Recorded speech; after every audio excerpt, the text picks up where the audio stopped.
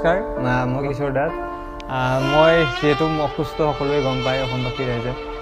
মই আৰু এইকাৰণে মোৰ ট্ৰিটমেণ্ট চলি আছে বম্বেত, আৰু চিনেমাখনৰ প্ৰমোচনত মই অলপ নিজে থাকিব পালে নিজক সঁচাকৈ সুখী হ'লোহেঁতেন। আপোনালোকৰ লগত ডাইৰেক্টলি এটা থ'লৈ বা সকলোকে লগ পালে ভাল লাগিলেহেঁতেন, কিন্তু আজি মই বিশেষ অসুবিধাৰ কাৰণে আপোনালোকৰ মাজত আজি নাই।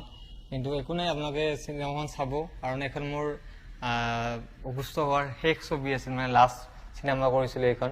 আৰু চিনেমাখনৰ বহুতখিনি মমেণ্ট মোৰ এতিয়াও মনত আছে, বহুত ভাল লাগে। কাৰণ চিনেমাখন যেতিয়া আমি কৰিছিলোঁ মাজতে লকডাউন দুবাৰ পালোঁ আমি। সেই লকডাউনত মানে এনেকুৱা কিছুমান পৰিস্থিতি হৈছে, মোৰ কাপোৰ চাপোৰ কণ্টিনিউটিৰ কাৰণে বহুত মানে প্ৰব্লেম পাইছিলোঁ। কিন্তু কাৰণ ঘৰত মানে লকডাউনৰ সময়ত কাপোৰ ক'ত গৈছে ঠিকনা নাই। ইভেন মই নিজকে বডি মেইনটেইন কৰাৰ কাৰণে, ছেম লুকছ ৰখাৰ কাৰণে বহুত মেইনটেইন কৰিছিলোঁ। ডাইৰেক্টৰ সুমিতাক মই বহুতবাৰ কৈছিলোঁ যে কি হ'ব, মই সকলো হৈ গ'লে দিগদাৰ হ'ব। তাৰপিছত মই বহুত মেইনটেইন কৰি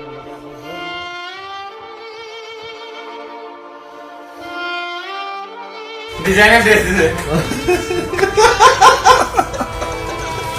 মডেলিং শ্ব' আৰে দো নাটক আৰে নাটক মডেলিং বিলাক আকৌ শুনা নাই, এইটোৱে আকৌ এইটোৱে লাগে আকৌ, হয় নাই? ডিজাইনাৰ ড্ৰেছ দিছে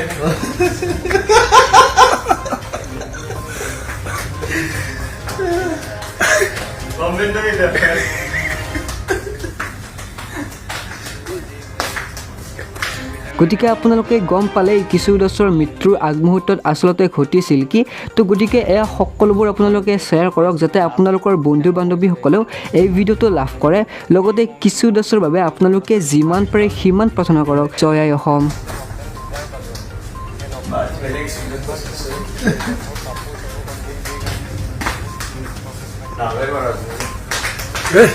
ভৰি চেণ্ডেলটো হেৰি নহয়,